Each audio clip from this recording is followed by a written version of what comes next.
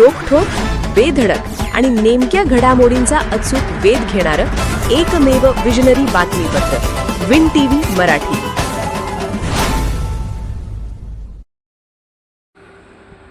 पोहाळे ग्रामपंचायत पोटनिवडणुकीत ज्योतिर्लिंग ग्रामविकास आघाडीचे पारडे जड, जनतेत चर्चेला उधाण.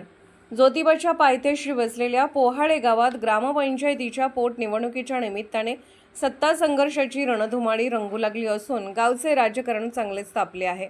सध्या या निवडणुकीत तिरंगी लढतीचे चित्र पाहायला मिळत आहे. दरम्यान जनतेसमोर प्रशस्त क्रीडांगण, सुसज्ज प्राथमिक शाळा, कायमस्वरूपी मुबलक पाण्याची सोय तसेच कोकण लूक या अभिनव संकल्पनेसारख्या विविध विकास कामांचा संकल्प मांडत ज्योतिर्लिंग ग्रामविकास आघाडीने प्रचारात आघाडी घेतली आहे. मतदारांशी थेट संवाद साधत भेटीगाठींमधून आपली भूमिका स्पष्टपणे मांडण्याचा प्रयत्न आघाडीच्या उमेदवारांकडून केला जात आहे. त्यामुळे या निवडणुकीत ज्योतिर्लिंग ग्रामविकास आघाडीचे पारडे जड असल्याची चर्चा गावकऱ्यातून रंगू लागली आहे. मतदारांच्या भावना आणि उमेदवारांची भूमिका जाणून घेण्याचा प्रयत्न या माध्यमातून करण्यात येत आहे. विन टीव्ही मराठीसाठी वारणा नगरहून बाबासाहेब कावळे. माझं नाव सुनीता महादेव साळुके, राहणार पोहाळे, जिल्हा कोल्हापूर, तालुका पन्हाळा. आमच्या गावामध्ये निवडणुका आता 28 तारखेला आहेत. अमित बेनाडे निवडून यावे अशी आमची अपेक्षा आहे आणि ते येणारच, कारण त्यांनी भरपूर आमच्या पोहाळे गावासाठी केलेलं आहे. त्यांनी डोळ्याचे ऑपरेशन करतात, परत रेशन कार्ड मिळवून दिल्यात, पेन्सिल चालू आहेत लेडीजांना. त्यामुळं भरपूर मताने त्यांनी निवडून येणार असा आम्हाला अंदाज आहे आणि तो अंदाज खरा व्हावा आणि आमच्या गावाची प्रगती व्हावी अजून अशी आमची. चांगलं आहे ना. हां, कोण निवडून येतील अशी अपेक्षा वाटते तुम्हाला? आम्हाला वाटते अमित बेनाडे निवडून येतील. का निवडून येणार असं वाटते? चांगलं कार्यकर्ते करतात. गोरगरिबासनी पेन्शिल आम्हाला चालू केल्यात, रेशन कार्ड नव्हती दिल्यात, डोळं बिळं तपासायला नेत्यात, ऑपरेशन कराय डोळ्यांचं नेत्यात. अजून तुझं गावच्या विकासासाठी अजून काय केलं का? केलंय की, भरपूर केलंय त्यांनी. चांगलं सहकार्य करतात ते खरं. माझं तर उघडच मतदान असते. तर आपल्या गावात बघितलं जी पोटनिवडणूक सुरू आहे, या निवडणुकीत आपले निवासरावजी ढोले साहेब आहेत, यांच्या त्यांचे सहकारी आहेत, यांच्यामार्फत जे पॅनल उभा आहे ज्योतिर्लिंग, तर त्या पॅनलचे जे 5 उमेदवार आहेत ते नक्कीच भरघोस मतांनी विजयी होणार आहेत. याचं एक महत्त्वाचं कारण म्हणजे यातला प्रत्येक उमेदवार हा सुशिक्षित आहे. आजपर्यंत अनेक समस्या आहेत, ज्या समस्या सोडवण्यासाठी आपण जर या उमेदवारांकडे गेला नक्कीच त्या पूर्ण होणार. जसं ढोले साहेबांनी इथून पाठीमागे केलं आहे, अमित साहेबांनी जसं केलं आहे, तसंच 100% यांच्यामार्फत सगळ्या गोष्टी व्यवस्थित होतील याची शाश्वत खात्री प्रत्येक गावातल्या नागरिकाला आहे. आणि नक्कीच या ज्या शिटा उभारलेत या शिटा भरपूर मतांच्या फरकाने निवडून येणार याची शाश्वती माझ्यासह. वातावरण तर एकदम सुलभ आणि छान आहे. पण आमच्या ज्योतिर्लिंग समूहाकडून जे अमित बेनाडे आणि निवा ढोले यांनी जे सीटा उभा केलेल्या आहेत त्या सध्या सगळ्या तरुण आहेत आणि होतकरू आहेत. आणि कायमच आमची म्हणजे 15 वर्षात पार्टी निवडून आलेलीच आहे. आम्ही पण ह्या पार्टीमध्ये काम करत असताना अनुभव छान येत आहे. आणि आत्ताची जी मुलं आहेत ते अगदी होतकरू आहेत. आणि अमित बेनाडे यांनी पण कामं भरपूर केलेले आहेत आपल्या पार्टीतून पण, आणि तसे पण कामं केलेले आहेत त्यांनी. झाडं लावण्याची कामं म्हणा किंवा आमचं पूल जे आता नवीन झालेलं आहे त्याच्यासाठी आम्ही आंदोलन खूप मोठ्या प्रमाणात केलं होतं, ते पण सक्सेस झालेलं आहे. गावात पण शिबिरे घेतली आणि निवा ढोले पण रस्ते वगैरे गटरीची कामं ही खूप प्रमाणात चांगली करत आहेत आणि सगळ्यांची कामं एकदम ओके आहेत. आणि मी पण त्यात जिद्दीने. काय काशीबाई. काय तुम्ही आजारी आहेत का? पायाचं ऑपरेशन झालंय. बरं, म्हणजे ऑपरेशन त्यानं पडलेलं आहे फरशीवर. होय काय? बरं, या इलेक्शन मध्ये तुम्हाला काय वाटतंय? काय अमित बेनाडे उभारलाय, आम्हाला निवडून यावं असं वाटतंय होय ना? आणि येणारच पार्टी. त्यांनी सहकार्य केले आमच्यासाठी. काय नेमकं पेन्शिली चालू केल्या. बरं, अजून काय केलंय? हेच की पेन्शिली हे गोरगरिबासनी कधी हे केलं नाही त्यांनी, अधिकार दिला नाही. महिलांसाठी काय असं वेगळं काम केलं त्यांनी? हेच पेन्शिलीच काम केलंय. होय ना? हां होय. त्याचा तुम्हाला आधार मिळाला? आधार मिळाला आम्हाला, आधार त्याचाच आहे. होय ना? हां होय. ते निवडून येणार असं नक्की? येणार येणार. बरं, सध्या या पोवाळे ग्रामपंचायतीची पोटनिवडणूक लागली आहे. या निवडणुकीच्या निमित्तानं आपण काय सांगाल? या निवडणुकीत सुरेश बेनाडे यांच्या नेतृत्वाखालचं पॅनेल उभं आहे. ते एक सामाजिक कार्यकर्ते आहेत.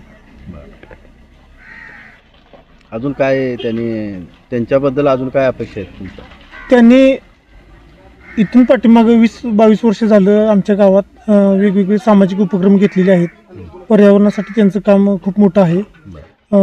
त्यांनी त्यांच्या स्वतःच्या शेतात 250 झाडं वेगवेगळ्या प्रकारची लावलेली आहेत जी पक्षी प्राण्यांना खूप उपयोगी असतात. आणि नेचर वॉकचे कार्यक्रम घेतलेले आहेत. महिलांसाठी रानभाज्यांच्या रेसिपींचे कार्यक्रम घेतलेले आहेत. अजून युवकांसाठी विद्यार्थ्यांसाठी काय त्यांनी केलंय किंवा काय करण्याची इच्छा आहे तुमची, असं तुम्हाला वाटते काय करायला पाहिजे? त्यांचा प्रशासनाबरोबर खूप चांगला संपर्क आहे. वेगवेगळ्या योजना त्यांनी गावातल्या युवकांना आणि गरजू लोकांना आणून त्याचा लाभ मिळवून द्यावा. आणि गावातल्या भरती करणाऱ्या मुलांसाठी एक मैदान नियोजित आहे, त्याची त्यांनी पाठपुरावा करावा. या निवडणुकीमध्ये कुणाची हवा टाईट आहे असं वाटतं तुला? नक्कीच सुरेश बेनाडे यांचं कार्य खूप मोठं असल्यामुळं त्यांना त्या कार्यक्रमाचं कामाचा मोबदला त्यांना मिळेल. पोटनिवडणुकीसाठी उभे आहात, नेमकं काय अजेंडा घेऊन या निवडणुकीला सामोरे जाणार आहात? मी या निवडणुकीसाठी आमच्या गावाला जे मराठी शाळा आहे ते मराठी शाळा नवीन बांधण्यासाठी मी एक सिव्हिल इंजिनियर आहे. आणि जी मराठी शाळा आमची आहे ते नवीन बांधण्यासाठी मी प्रयत्न करणार आहे. आणि ज्योतिबाला जी भाविक आमच्या गावातून जातात त्यांच्यासाठी नवीन म्हणजे पूर्ण असं रोड पूर्ण करण्याचा मी प्रयत्न करणार आहे. तुम्ही पण उभे आहात चौगले सर, मग काय तुम्हाला ह्या निवडणुकीत काय अजेंडा घेऊन जाणार आहात सामोरे? नमस्कार, माझं नाव आकाश बाबासू चौगले, मी प्रभाग क्रमांक 2मध्ये उभा आहे. माझा पहिला अजेंडा असणार आहे की युवा वर्गासाठी काहीतरी करायचं आहे. आज गावात चर्चा होती की आमच्या गावात हे नाही, आमच्या गावात ते नाही. मग हे एकत्र मांडण्यासाठी व्यासपीठ कुठेच उपलब्ध नाही. प्रत्येकजण कोण याच्यापाशी कोण त्याच्यापाशी बोलतोय. पहिल्यांदा सोशल मीडियाचा वापर करून व्हॉट्सअप असू दे, व्हॉट्सअप ग्रुप असू दे, FB असू दे किंवा इन्स्टा असू दे, ह्या तिन्ही प्लॅटफॉर्मचा वापर करून आम्ही व्हॉट्सअप ग्रुप एक लोकांचा युवा वर्गाचा गावातला एकत्र करणार आहे. आणि ज्या काही गावातल्या समस्या असतील, कुणाचा गटरचा विषय असेल, कुणाचा आणखी कशाचा विषय असेल, कुणाचा पाण्याचा समस्या असेल, कुणाचा लाईटचा डांबाचा विषय असेल, तो तिने तिथं मांडला तर ते आम्ही सर्व बॉडी मिळून तो सोडवण्याचा प्रयत्न करेन. दुसरा, मी आरोग्य विभागात काम करतो. माझी स्वतःची पॅथॉलॉजी लॅब आहे, माझे BSc DMLT झालेलं आहे. तर आरोग्य विभागासाठी जे काय करता येतील, ज्या टेस्ट असतील, टेस्ट रिलेटेड माझं सगळं काम येते. मग महिलांच्या टेस्ट असू द्यात, मुलांच्या असू द्यात, सध्या HBचा प्रॉब्लेम आहे, बाकी वृद्धांचा प्रॉब्लेम आहे, बाकी जे काय प्रॉब्लेम्स आले त्यावर काय काम करता येईल हा आमचा अजेंडा असेल. आणि दुसरा विषय जर झाला तर आमच्या समाजात मी लिंगायत समाज येतो, OBCमधून मी उभा राहिलेलो आहे. तर माळी समाजासाठी अजून गावात एक स्पेशल असा हॉल नाही. त्या हॉलसाठी एक माझं मेन अजेंडा तो असेल की बाबा एक समाजासाठी हॉल बांधून देता येतील. आणि अशी बरीच कामं आमच्या डोक्यात आहेत. आमचे सगळे सहकारी मिळून मध्ये कार्यरत आहे. आणि ज्योतिर्लिंग समूह जो आहे त्यामध्ये निवासरावजी ढोले नेते आहेत, दत्ता साळुंखे साहेब आहेत, अमर तावडे आहेत, अनिल पाटील आहेत, आनंदा पवार, असे अनेक नेते आमच्या गावातील मिळून त्या सगळ्यांनी हा समूह स्थापन केलेला आहे 2012 साली. आणि तेव्हापासून आम्ही ह्या समूहाच्या माध्यमातून अनेक विधायक उपक्रम राबवत आलेलो आहे. तर खरं तर माझा जन्म ह्या गावातला आहे. माझे आई वडील दोघे ह्याच गावातले असल्यामुळे मी स्वतःला नेहमी भूमिपुत्र असं म्हणून घेतो आहे. आणि असं म्हणून घेतो मी स्वतःला. तर मी लहानाचा मोठा ह्याच गावात झालो. माझं वय आता 40 वर्ष आहे. मी हे गाव सोडून कुठेही गेलेलो नाही. आणि मी माझ्या आयुष्यामध्ये सगळ्यात जास्त प्रेम कशावर केलं असेल तर ते ह्या गावावरती, माझ्या स्वतःच्या कुटुंबापेक्षा, बायका मुलांपेक्षा मी जास्त प्रेम केलं ह्या गावावरती. माझं पहिलं आणि शेवटचं गाव हेच आहे. इथं जन्माला आलं, इथंच मारणार आहे शेवटी. आणि माझ्या गावासाठी मला जे काय करता येणं शक्य होतं गेल्या 22 वर्षामध्ये ते मी प्रामाणिकपणे करत आलो आहे. खरं तर मी असं समजतो की राजकारण म्हणजे काय निवडणुका नव्हेत, तर लोकांची सेवा करायचं ते एक माध्यम असते. म्हणजे ग्रामपंचायत असतील, पाणीपुरवठा असेल, किंवा जे हे रेणुका मंदिर जे आहे इकडे आमचे तानाजी बोरचाटे आणि सदाशिव पवार, तातबा मोरे, दादासाहेब पाटील अशी आमची जी मंडळी आहेत त्यांच्या नेतृत्वाखाली आम्ही हे एक ट्रस्ट उभं केलं आणि लोकवर्गणीतून हे मंदिर उभं केलेलं आहे. मग ज्या ठिकाणी मला संधी मिळाली सदस्य म्हणून काम करण्याची, तर त्या ठिकाणी आम्ही प्रामाणिकपणे काम करत आलो. गेल्या 22 वर्षामध्ये मी सामाजिक काम करत असताना माझा पर्यावरण हा आवडीचा विषय, कारण मी BSc झुलॉजी म्हणजे प्राणीशास्त्र विषयातून मी पदवी घेतली. त्यानंतर 2 वर्ष मी MBA केलं, 4 वर्ष श्रीराम फायनान्स काही कंपनीत नोकरी केली. त्यानंतर राजकारणाच्या आवड मी नोकरी सोडून मग मी व्यवसाय करायला लागलो स्वतःचा आणि मग राजकारणात सक्रिय झालो. तर ह्या 22 वर्षामध्ये काम करत असताना वेगवेगळ्या पक्षाच्या नेत्यांचं मी चांगल्या गोष्टींचं अनुकरण करायला शिकलो. लोकसंग्रह वाढवायचा प्रामाणिक प्रयत्न करत आलो. आणि खरं तर मला असं वाटतं की राजकारणाचं अंतिम ध्येय असं असतं की तळागाळातल्या माणसांचा उद्धार करणं, त्याला अंत्योदय असं म्हणतात. म्हणजे गरिबांसाठी शासनाने वेगळ्या योजना केलेल्या आहेत, जसं की संजय गांधी निराधार योजना असेल, श्रावणबाळ योजना असेल, किंवा काही लोकांना धान्य मिळत नाही, म्हणजे अप्राधान्य गटात लोक असतात, ती प्राधान्य गटात घेऊन त्यांना धान्य मिळवून देणं, किंवा एम्पथी फाउंडेशन नावाची एक नामवंत कंपनी आहे मुंबईची, त्याच्या माध्यमातून आम्ही लोकांचे डोळे तपासणी शिबिरं आयोजित केली बऱ्याचदा. लोकांचे मोतीबिंदूचे ऑपरेशन्स फ्रीमध्ये केले. महिला भगिनींसाठी खास करून पॅप्समेअर नावाची एक टेस्ट असते कॅन्सरसाठी, प्री डिटेक्शन करतात त्याच्यामध्ये, तर त्याच्यासुद्धा आम्ही कॅम्प घेतला. अनेक आरोग्याचे कॅम्प आम्ही वरचेवर घेत असतो आहे. आणि पर्यावरण हा विषय आवडीत असल्यामुळे डॉक्टर बाचुलकरांना मी माझा गुरु मानतो आहे. आणि डॉक्टर बाचुलकरांच्या नेतृत्वाखाली नेचर वॉकसारखे कार्यक्रम म्हणजे पूर्ण महाराष्ट्रातच असं कुठं झालेलं नाही आहे की जिथं खेडा एवढ्या पोहाळ्यासारखे 3000 लोक असलेल्या गावामध्ये आम्ही नेचर वॉकचे कार्यक्रम 5 वेळा राबवलेले आहेत. म्हणजे अनेक मान्यवर येतात, निसर्गाची ओळख करून देतात, पशुपक्ष्यांची ओळख करून देतात, आपल्या अवतीभोवती जो काही परिसर आहे त्याची ओळख करून देतात. निसर्गाशी आपलं नाते घट्ट होतं त्या निमित्तानं, की निसर्ग किती महत्त्वाचं. जगभरामधल्या मोठ्या मोठ्या देशांचे आता युरोपसारख्या अमेरिकेसारख्या राष्ट्रांमध्ये पर्यावरण हा विषय चर्चेचा आहे, पण आपल्याकडे दुर्दैवाने तो विषय घेतला जात नाही. तर ह्या विषयावरती काम करणाऱ्या मंडळींसोबत मला काम करायला मिळालं आणि तो विषय लोकांपर्यंत पोहोचवायचा मी आणि माझ्या सगळ्या सहकाऱ्यांनी प्रामाणिकपणे प्रयत्न केलेला आहे. आणि पर्यावरणाची मी स्वतःच्या शेतातसुद्धा 250 झाडं लावलेली आहेत. आणि सार्वजनिक ठिकाणी लावलेल्या झाडांसुद्धा अजून स्वच्छता मोहीम घेतो. जसं की प्लास्टिक हा मोठा प्रश्न आहे आपल्या देशासाठी आणि सगळ्या जगासाठीच. ॲक्च्युली प्लास्टिकला सगळेच लोक एक मोठा ग्लोबल प्रॉब्लेम झालेला आहे तो प्लास्टिक. तर प्लास्टिक कचरा मुक्त गाव व्हावं ह्यासाठी आम्ही सातत्याने प्रयत्न करतो आहे. आतासुद्धा डम्पिंग ग्राउंडचा विषय हा 3000 लोक वस्तीचं गाव आहे आमचं, पोटनिवडून आलेले आहे. तर 18 महिन्याचा कालखंड राहिलेला आहे. तर आमचे 2 मुख्य अजेंडे आहेत. ते आमच्या तरुण कार्यकर्त्यांनी सांगितलं की आम्हाला एक तरुणांची मागणी आहे की त्यांना एक ग्राउंड हवा आहे क्रिकेटसाठी. मग आमच्याकडे गायरान आहे, तर 1096 नावाचा एक गट नंबर आहे. तिथं 1-2 एकर जागा उपलब्ध होऊन त्या ठिकाणी ग्राउंड करायचं आमचं धोरण आहे. कारण क्रिकेट खेळणारी मुलं खूप 100-150 मुलं क्रिकेट खेळतात. त्या गायरानमध्ये आम्हाला एक ग्राउंड करायचं आहे. दुसरी गोष्ट की कचऱ्याचा प्रश्न फार गंभीर झालेला आहे. कचरा टाकायचा कुठं, तर त्यासाठी 908 नावाचा एक गट नंबर आहे इथं आमच्याकडे बीबीची खडी म्हणतात. तर त्या ठिकाणी आम्ही 2 एकर जागेची मागणी या ठिकाणी प्रांतांसाठी केलेली आहे की आम्हाला डम्पिंग ग्राउंडसाठी जागा द्या. म्हणजे सगळा कचरा संकलित करून त्याच्यावर आम्हाला त्याची प्रक्रिया करायची आहे. तर हे 2 गोष्टी आमच्या अजेंड्यावरच्या आहेत. आणि दुसरी महत्त्वाची गोष्ट म्हणजे ज्योतिर्लिंग समूह नावाचा जो आमचा समूह आहे, तर गावातले मेजॉरिटी बुजुर्ग नेते जे आहेत ते आमच्याबरोबर आता आहेत आणि ते आमचं नेतृत्व करत आहेत.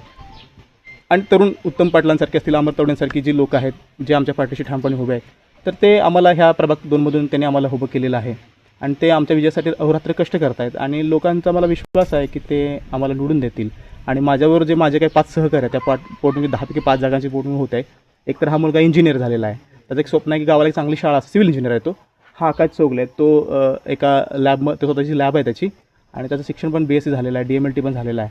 तर त्याला पण तरुणांसाठी आणि माळी समाजाचे एक हॉलचा एक प्रलंबित प्रश्न आहे तो मार्गी लावायचा आहे. मशालमीचं सुशोभन करायचं आहे. सुनील पाटील प्रभाग क्रमांक 3मधून उभारलेला आहे. तिकडं त्यांनी सांगितलं की पिण्याच्या पाण्याचा जो प्रश्न आहे, आमच्याकडे गाव विहिरीवरनं पाणी येतं पिण्याचं. साधारण 750 कुटुंब आहेत, 350 कनेक्शन आहेत पिण्याच्या पाण्याची. तर पाण्याची टंचाई भासते उन्हाळ्याच्या अखेरीच्या दिवसामध्ये.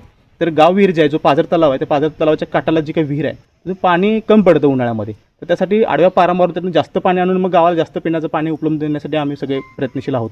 त्याचबरोबर चर्मकार समाजासाठी जी काही बरेच वर्षापासून प्रलंबित विषय आता की बौद्ध विहारचा प्रश्न आम्ही मार्गी लावलेला आहे. लक्षात घ्या, बौद्ध विहारचा प्रश्न झाल्यानंतर चर्मकार समाजासाठी स्वतंत्र एक सभागृहाची त्यांची बऱ्याच वर्षापासूनची मागणी आहे. आणि तिकडं 23 गुंठेच्या आसपास जागा आहे ती त्या समाजाच्या मालकीची आहे आणि त्याला कंपाऊंड करायचं आहे आम्हाला. तिथं बाग बगीचा करायचा, डेव्हलप करायचा आहे. तर ही पुढच्या काळातली आमच्या समोरची असलेले विषय आहेत.